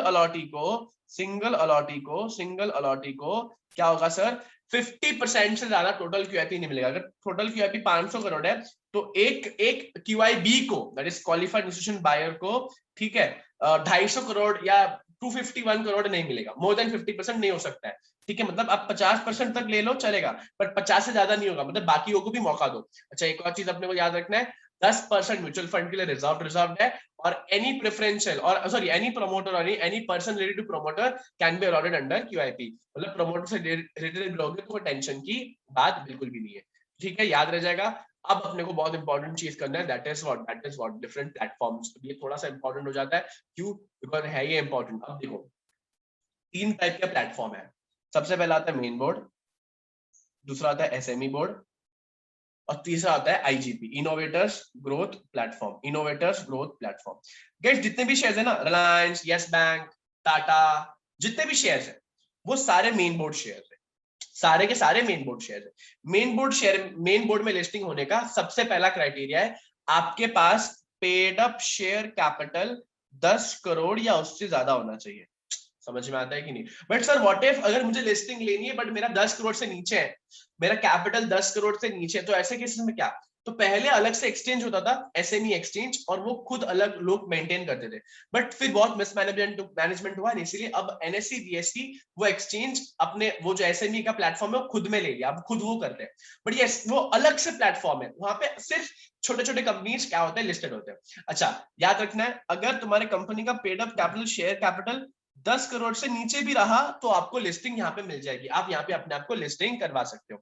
सर ये रिस्क कहाँ पे होगा, मेन बोर्ड में या एसएमई में? देखो एसएमई में आप लोगों को कुछ छूट मिलती है, कुछ डिस्काउंट मिलता है, डिस्काउंट इन द सेंस आपको कुछ कंप्लायंस नहीं करना है बिकॉज आप छोटी कंपनी हो, ठीक है, बट मेन बोर्ड को तो सबके सब चीज फॉलो करनी पड़ेगी, मतलब कॉर्पोरेट गवर्नेंस का इशू एसएमई कंपनीज में हो सकता है, होगा ही होगा, ऐसा नहीं बोल रहा हूँ, हो सकता है। बट एक बात याद रखनी है, अगर आपकी कैपिटल सर 10 करोड़ से ऊपर है, तो अगर तुम्हारा कैपिटल 10 करोड़ से ऊपर है, you have an option either to list in merchant main board और टू एसएमई बोर्ड। मतलब सर क्या बोल रहे हो, अगर 10 करोड़ से भी ऊपर अगर तुम्हारा कैपिटल, तो कोई चिंता की बात नहीं है, आपके पास ऑप्शन मिलता है, इधर तुम मेन बोर्ड में जाओ या एसएमई बोर्ड में जाओ। बट एक बात याद रखना पड़ेगा, 25 करोड़ तक के कैपिटल की कंपनीज एसएमई बोर्ड में लिस्ट हो सकती है, एसएमई बोर्ड तक रह सकती है। मतलब सर बोलने का मतलब ये क्या है, बोलने का मतलब है अगर 25 करोड़ के ऊपर तुम्हारा पेड अप कैपिटल हो जाता है तो तुम लोग को माइग्रेशन लेना पड़ेगा टू मेन बोर्ड। समझ में आता है मैं क्या बोल रहा हूँ? मतलब 10 करोड़ से ऊपर वाली कंपनी भी एसएमई में लिस्ट हो सकती है, बिल्कुल हो सकती है, but up to 25 crore capital वाली ही कंपनी एसएमई में लिस्ट होगी। सर 25 करोड़, मेरा कैपिटल 50 करोड़ है, तो क्या मैं एसएमई में लिस्ट हो सकता हूँ? अरे पगले, नहीं होगा। क्यों? बिकॉज मेन बोर्ड में डायरेक्ट देखो जाना पड़ेगा, एसएमई का लिमिट है 25 करोड़, बराबर है। अच्छा सर मेरा कैपिटल है 2 करोड़, कहां पे जाऊं? अरे एसएमई में ही जा, मेन बोर्ड में तो अलाउड ही नहीं है। सर मेरा 12 करोड़ कैपिटल है, किधर जाऊं? तेरे पास ऑप्शन है, या तो मेन बोर्ड में जा या एसएमई में जा, तेरी मर्जी, ठीक है। अच्छा सर मेरा कैपिटल 50 करोड़ है, ऑप्शन ही नहीं है, मेन बोर्ड ही जाना है, बिकॉज एसएमई का लिमिट है 25 करोड़। इतना समझ में आता है? अच्छा ये बात तो समझ में आ गया। मिनिमम एप्लीकेशन, अरे तुम मेन बोर्ड में जाते हो ना, आप 10 रुपए का शेयर है तो भी खरीद सकता है, बट एसएमई में ऐसा नहीं है, आपको मिनिमम एप्लीकेशन 1 लाख का होता है, 1 लाख, मतलब 1 लाख के दाम के शेयर्स तो खरीदने, ठीक है। अच्छा ये तो खरीदते इसके साथ साथ एक और चीज है एसएमई के साथ अपने को ध्यान रखना है, दैट इज मार्केट मेकर को भी अपॉइंट करना पड़ता है। सर ये मार्केट मेकर कौन है? मार्केट मेकर वो लोग हैं जो मार्केट में लिक्विडिटी देते हैं, मार्केट मेकर का मतलब है market maker, who is market maker? Market maker को अपने को कंपलसरी क्या करना है, कंपलसरी अपॉइंट करना है, कितने दिन के लिए? 3 साल के लिए, 3 साल के लिए, जब से लिस्टिंग हुआ है 3 साल के लिए मुझे मार्केट मेकर तो अपॉइंट करना पड़ेगा। व्हाई? To give liquidity. अब देखो मेन बोर्ड में क्या होता है, मैं शेयर्स बेचने निकला, शेयर्स बिक गया, बट एसएमई में तो कोई बायर सेलर ही नहीं होगा ना, अरे बायर सेलर नहीं होगा तो फिर लेन देन कैसा होगा? इसीलिए हमने एक पार्टी को बीच में बिठा दिया है, मार्केट मेकर, जो क्या करेगा, लिक्विडिटी को मेंटेन करेगा। सर ये आईजीपी क्या है? आईजीपी बता दो आईजीपी क्या है, बट आईजीपी से पहले अपने को थोड़ा माइग्रेशन का भी सीखना है, थोड़ा आईजीपी सीख लेता है, आईजीपी होता क्या है, समझो आईजीपी है क्या, और बहुत बढ़िया कॉन्सेप्ट है, एग्जामिनेशन क्वेश्चन में आ गया तो आ गया, तुम लोग को याद होना चाहिए। सर आईजीपी में कौन इन्वेस्ट कर सकता है? सबसे पहला क्वेश्चन ये है, आईजीपी का मतलब क्या है? Innovators growth platform. इसमें कौन इन्वेस्ट कर सकता है? सबसे पहला क्यूआईबी कर सकता है, दूसरा कौन कर सकता है? एनआईआई कर सकता है। दो लोग ही इन्वेस्टर बन सकते हैं यहाँ पे। अच्छा, कौन सी कंपनी यहाँ पे अपने शेयर्स को इश्यू कर सकती है? कौन सी कंपनी? इश्यूअर कौन होना चाहिए?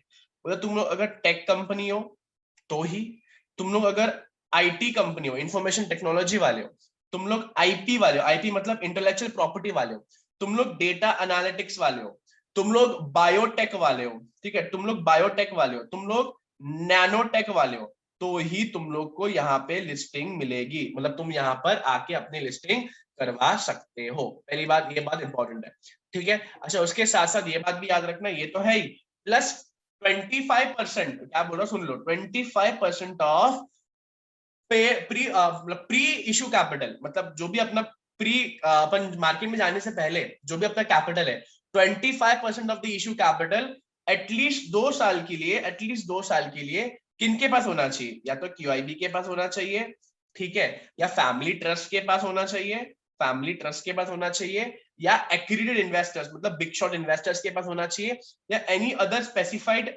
इन एंटिटी या एनी अदर स्पेसिफाइड कंपनीज उनके पास होनी चाहिए। मतलब क्या बोल रहे हो? 25% एटलीस्ट इनके पास ही होना चाहिए जब भी आप लिस्टिंग का प्लान वगैरह कर रहे हो। कहाँ पे? आईजीपी में। आईजीपी क्या है? Innovators growth platform. और बहुत बहुत सही कॉन्सेप्ट यहाँ पे है, आईजीपी में आप लिस्टिंग ले सकते हो without public issue and with public issue, ठीक है। आप विदाउट भी ले सकते हो, विथ भी ले सकते हो, विथ पब्लिक। अरे पब्लिक इशू बोले तो क्या? पब्लिक को शेयर्स दोगे। विदाउट मतलब पब्लिक के पास जाने की जरूरत नहीं है, आप लिस्टिंग आपका हो जाएगा। पहले अपन विदाउट वाला देखते हैं। सबसे पहले आपको देना पड़ेगा ड्राफ्ट इंफॉर्मेशन डॉक्यूमेंट, ठीक है। ड्राफ्ट इंफॉर्मेशन डॉक्यूमेंट के अंदर रहेगा कि भैया मेरा मेरा ऐसा ऐसा प्लानिंग है। अच्छा, मिनिमम प्रमोटर शेयर होल्डिंग का पैटर्न फॉलो करने की जरूरत नहीं है। अरे मिनिमम प्रमोटर शेयर होल्डिंग 75-25 याद रहा है कि नहीं? 75% प्रमोटर के पास होगा, 25% किसके पास? पब्लिक के पास हो सकता है। ये क्राइटेरिया फॉलो नहीं किया तो भी चलेगा, बिकॉज आप लिस्टिंग कर रहे हो बिना पब्लिक इशू के। ट्रेडिंग लॉट मतलब एक लॉट में कितना होगा? 2 लाख क्वांटिटी, 2 लाख रुपए तक का होगा। तो मतलब मैं यहाँ पे भी बड़े बड़े लोग इन्वेस्ट कर सकते हैं। अच्छा, लिस्टिंग अगर आप कर रहे हो, आप पब्लिक इशू जा रहे हो, अब लिस्टिंग करा रहे हो विद पब्लिक इशू, तो आपको ड्राफ्ट ऑफर डॉक्यूमेंट देना पड़ेगा सबसे पहला। तो जैसे हम लोग आईपीओ में करते हैं, मिनिमम पब्लिक शेयर होल्डर का क्राइटेरिया देखना पड़ेगा, 25% should be held with the public.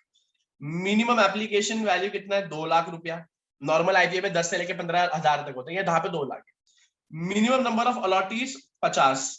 Normal में कितना होता है? आईपीओ में 1000, यहाँ पे 50। अच्छा, 6 month there will be lock in, 6 month there will be lock in for pre issue share, मतलब जिसके पास पहले से शेयर्स पड़े उनके पास 6 महीने का उनका लॉक इन रहेगा। ट्रेडिंग लॉट 2 लाख रुपए का ही होगा। समझ में आता है? आईजीबी में कौन इन्वेस्ट कर सकते हैं? QIB, NII. कौन सी कंपनीज हो सकती है? IT, technology, data analytics, biotech, nanotech, ठीक है, आईपी, इंटेलेक्चुअल प्रॉपर्टी, ये सारी कंपनीज लिस्ट हो सकती है। Plus 25% of the capital issue के पहले क्यूआईबी के पास, फैमिली ट्रस्ट के पास, एक्रीडेड इन्वेस्टर्स के पास और एनी अदर एंटिटी के पास ही होना चाहिए। सेकंड, थर्ड, लिस्टिंग करा सकते आप पब्लिक, आप इस प्लेटफॉर्म में जा सकते हो लिस्टिंग के साथ भी, विदाउट लिस्टिंग। लिस्टिंग के साथ अगर जा रहे हो तो ऑफर डॉक्यूमेंट देना पड़ेगा, minimum public share holding apply follow करना पड़ेगा। लॉट 2 लाख का मिनिमम एप्लीकेशन साइज होगा। लॉटीज मिनिमम 50 तो होने ही चाहिए। 6 लाख का लॉक इन होगा किसका? जो पहले से शेयर होल्ड कर रहे हैं, और ट्रेडिंग लॉट 2 लाख का होगा। अच्छा, इशू आप लिस्टिंग करा रहे हो बिना पब्लिक के पास जाके, तो ड्राफ्ट ऑफर इन्फॉर्मेशन डॉक्यूमेंट दो। ऑफर डॉक्यूमेंट, इन्फॉर्मेशन डॉक्यूमेंट देना है। पब्लिक शेयर होल्डिंग फॉलो नहीं किया तो भी चलेगा। ट्रेडिंग लॉट 2 लाख रुपए का होगा। अच्छा सर, मेरा क्वेश्चन है, क्या हम लोग माइग्रेशन ले सकते हैं क्या? माइग्रेशन बोले तो मैं मेन बोर्ड में था, मेरे को एसएमई में जाना है, या मेरे को आईजीपी में था तो मेरे को यहाँ पे जाना है, वहां पे जाना, कर सकता हूँ क्या? क्या मैं माइग्रेशन ले सकता हूँ? अरे बिल्कुल माइग्रेशन ले सकते हो, हंसते खेलते माइग्रेशन ले सकते हो। बट एक चीज याद रखनी है, एसएमई वाला कंपनी, सॉरी, मेन बोर्ड वाला कंपनी एसएमई में जा सकता है, एसएमई वाला कंपनी भी मेन बोर्ड में जा सकता है। बट आपको एक चीज का ध्यान रखना पड़ेगा, दैट इज कैपिटल लिमिट। अभी मैंने जस्ट डिस्कस किया था, याद है ना? मेरा कैपिटल 50 करोड़ है। अरे 50 करोड़ है तो you can not go to SME, आपको मर्चेंट मेन बोर्ड में जाना पड़ेगा। समझ में आता है? योर कैपिटल इज 9 करोड़, अरे तेरे पास मेन बोर्ड में जाने का ऑप्शन ही नहीं, you have to go to compulsory to SME board. समझा? 12 करोड़ है, ऑप्शन है, जहां जाना है वहां जाओ। मैं मेन बोर्ड में था, अब मेरे को माइग्रेट होकर यहाँ जाना, अरे जाना बिंदास, कोई टेंशन नहीं। मेरा 26 करोड़ का कैपिटल है, अरे 26 करोड़ तेरे को, अगर तू एसएमई में, तो माइग्रेशन यहाँ पे लेना पड़ेगा। अच्छा सर आईजीपी में से मेरे को मेन बोर्ड जाना है, आईजीपी से मेन बोर्ड जाना है, अरे एसएमई तो कोई जाएगा नहीं ना, बड़े बड़े लोग हैं, बड़े बड़े लोग हैं, तो एसएमई में जाना है, तो फिर क्या करना पड़ेगा? सबसे पहला आईजीपी में अगर तुम लोग जा रहे हो तो सबसे पहला चीज तुम लोग का कंपनी, तुम लोग माइग्रेशन लेना तुमको आईजीपी से कहीं और, मतलब मेन बोर्ड। आईजीपी से अगर तुमको मेन बोर्ड जाना है तो सबसे पहले तुम्हारा कंपनी का शेयर लिस्टेड होना चाहिए 1 साल, पहली बात। मिनिमम तुम्हारे कंपनी में 200 शेयर होल्डर तो होने चाहिए। सेकंड, कंपनी का प्रमोटर, कंपनी का डायरेक्टर विलफुल डिफॉल्टर नहीं होना चाहिए। तुम्हारे कंपनी का प्रमोटर, तुम्हारा कंपनी का डायरेक्टर फ्यूजिटिव ऑफेंडर नहीं होना चाहिए, और कंपनी का प्रमोटर डायरेक्टर डीबार्ड नहीं होना चाहिए to have an access in the capital market by SEBI. अगर ये सारी चीजें अलाउड होती है तो आप आराम से मेन बोर्ड में लिस्टिंग करा सकते हो। ठीक है, कौन सी कंपनीज? आईजीबी वाली कंपनीज, आईजीबी वाली कंपनीज, बराबर है। इससे अपने ये बेसिक कॉन्सेप्ट भी खत्म हो। अब बचता है एकदम एक छोटा सा कॉन्सेप्ट जो एग्जामिनेशन पर्सपेक्टिव के लिए बड़ा बड़ा इंपॉर्टेंट है, और वो कॉन्सेप्ट क्या है sir? Equity shares with superior voting rights. अब थोड़ा बैकग्राउंड समझ लो, ये क्या है सर? देखो बहुत बार ऐसा होता था, हम लोग ने पढ़ा normal voting rights, differential voting right मतलब कम वाले वोटिंग राइट्स, अभी सुपीरियर वोटिंग राइट्स। अब ये क्या सीन है सर? समझो मेरी बात। बहुत बार ऐसा होता है कि प्रमोटर डायरेक्टर, जो प्रमोटर होता है टू बी वेरी ऑनेस्ट, वो बहुत मेहनत करता है, और फिर एक दिन ऐसा होता है कि कोई हॉस्टाइल टेक ओवर कर लेता है, just like happened in Mindtree, है ना? एलएनटी ने क्या किया? हॉस्टाइल टेक ओवर कर लिया। तो ऐसे केसेस में हमको क्या करना पड़ेगा? हमको प्रमोटर के इंटरेस्ट को प्रोटेक्ट करने के लिए हम लोग को सुपीरियर वोटिंग राइट्स निकालने पड़े। ठीक है, तो 29 ऑफ जुलाई, क्या बोल रहे हो सर? 29 ऑफ जुलाई टू 2019 की बात है ये। 29 जुलाई 2019 को सुपीरियर वोटिंग राइट्स इशू करने की ताकत दे दी कंपनीज को, बट वो लिस्टिंग नहीं करवा सकते हम लोग। तो याद रखना, इशू तो करवा सकते हो, लिस्टिंग नहीं करवा सकते। अच्छा, कौन सी कंपनीज ये इशू कर सकती है? कौन सी कंपनीज ये इशू कर सकती है सर, वो तो बता दो। अभी हमने पढ़ा ना आईजीपी में, tech companies, IT companies, intellectual property companies, data analytics, nanotech, biotech, वही कंपनीज को ये पावर दिया। सारी कंपनीज को पावर नहीं दिया, only this companies. Third, conditions पता होना चाहिए, कौन कौन सी कंडीशन है। कंडीशन थोड़ी इंपॉर्टेंट है, समझ लो। Condition sir, superior voting rights क्या लिस्टेड होते? नहीं, लिस्टेड नहीं होते। इशू करना अलाउड है? बिल्कुल अलाउड है। लिस्टेड अलाउड नहीं है। सारी कंपनीज कर सकती नहीं, सारी कंपनीज भी नहीं कर सकती। Tech, IT, IP, data analytics, biodata, biotech, nanotech, ये सारी कर सकती है। कंडीशन क्या है सर? कंडीशन सबसे पहला, you have to pass SR. अरे एसआर के बिना काम ही नहीं होगा। एक और बात याद रखना है, ये जो शेयर है ना, ये जो शेयर, कौन से शेयर? ये सुपीरियर वोटिंग राइट वाले शेयर, ये सिर्फ प्रमोटर को ही मिलेंगे, सारे शेयर होल्डर को नहीं मिलेंगे, सिर्फ प्रमोटर को मिलेंगे, फाउंडर को मिलेंगे। अरे क्यों? अरे बेसिक फंडा क्या था सुपीरियर वोटिंग राइट्स को लाने का? To protect the interest of the promoter and the founder. Yes, हम लोग शेयर किसको देंगे? प्रमोटर एंड फाउंडर को देंगे, जिसके पास एग्जीक्यूटिव पोजीशन है कंपनी का, मतलब जो कंपनी को संभालता है। अच्छा, थर्ड कंडीशन बड़ा इंपॉर्टेंट है, बोलते हैं अगर किसी भी प्रमोटर का 500 करोड़ से ज्यादा नेटवर्थ है, उसको हम लोग नहीं दे सकते। अरे 500 करोड़ तुम्हारे जेब में, मतलब तुम बड़ा आदमी है, तुमको तो हॉस्टाइल टेक ओवर कर ही नहीं सकता है। इसलिए लॉजिक सिंपल बात है, अगर तुम्हारे पास collective net worth is more than 500 crore, तो मैं तुम लोग को सुपीरियर वोटिंग राइट्स नहीं दे सकता। ठीक है, तीसरा। चौथा पॉइंट क्या बोलता है? फोर्थ पॉइंट क्या बोलता है? सिंपल पॉइंट बोलता है, रेशियो ऑफ वोटिंग 2:1 होगा, मतलब एक शेयर पे दुगना ताकत, तो डबल पावर होगा। मिनिमम इतना तो होना ही चाहिए सुपीरियर वोटिंग राइट में, मैक्सिमम 10:1, मतलब एक शेयर में 10 वोट की ताकत होगी, ये मैक्सिमम होगा। अभी कौन क्या पावर होगा, ये पावर कंपनी डिसाइड करेगा। मिनिमम 2:1 होगा, मतलब एक शेयर होगा तुम्हारे पास, यू कैन वोट ट्वाइस और the power will be twice. और अगर एक शेयर रहेगा तो power will be 10 times, voting right will be 10 time. Minimum maximum ये पावर है। ठीक है, कितना क्या होगा ये हम लोग डिसाइड करें, कंपनी डिसाइड करेगा। एक और बात याद होना चाहिए, चाहे वो सुपीरियर वोटिंग राइट्स हो या नॉर्मल वोटिंग राइट्स हो, the face value will remains the same. ये फिफ्थ पॉइंट है सर। क्या फिर से बताओ, देखो स्पेशल वोटिंग राइट या सुपीरियर वोटिंग राइट क्या है? 29 जुलाई को हमने इशू करना अलाउ तो कर दिया, बट लिस्टिंग करना अलाउ नहीं किया। सारी कंपनीज कर सकती है या नहीं कर सकती? Tech company, IT company, IP मतलब इंटेलेक्चुअल प्रॉपर्टी वाली companies, data analytics, biotech, nanotech, ये सारी कंपनीज इशू कर सकती है। अच्छा, इशू करने के लिए एसआर पास करना पड़ेगा, फाउंडर एंड प्रमोटर को ही मिलेगा। अच्छा, शेयर होल्डर जिसका नेटवर्थ या जिसका प्रमोटर ग्रुप जिसका नेटवर्थ 500 करोड़ से ऊपर, उसको ये सारी चीज नहीं मिलेगी। 500 करोड़ मतलब तुम अमीर है, तुम लोगों को टेक ओवर नहीं कर सकता। फोर्थ चीज है, ratio of voting rights 2:1 minimum, maximum 10:1, मतलब एक शेयर में 2 की ताकत, एक शेयर में 10 की ताकत, मिनिमम मैक्सिमम, ये डिसाइड करेगा कंपनी। शेयर जो भी आप सुपीरियर वोटिंग राइट्स इशू करने वाले हो, उसका फेस वैल्यू हो जाएगा same. And with this we have completed this basic good chapter that is ICDR. Yes, I hope आपको आईसीडीआर समझ में आ गया। पार्ट 1 बहुत इंपॉर्टेंट है और ये स्पेशल प्रोविजन उसको भी अच्छे से करना है, बिकॉज एग्जामिनेशन में कहां से क्या क्वेश्चन आएगा बोल नहीं सकते। यस, हमने आईसीडीआर को जन्म कुंडली अपन ने आईसीडीआर कर लिया। सो आई होप ये लेक्चर आपको पसंद आया। कमेंट सेक्शन में बताना आईसीडीआर आपको पसंद आया कि नहीं। And yes, please make sure आप अपने फ्रेंड्स के साथ भी ये वीडियो शेयर करो, सो दैट अल्टीमेटली ज्यादा से ज्यादा लोगों को आईसीडीआर इजी लगने लग जाए। ठीक है, so I will see you directly in the next session, the next chapter. Good bye, take care, namaskar, and stay home, stay safe, good night, bye bye, take care, and stay tuned for awesome lessons. Bye bye.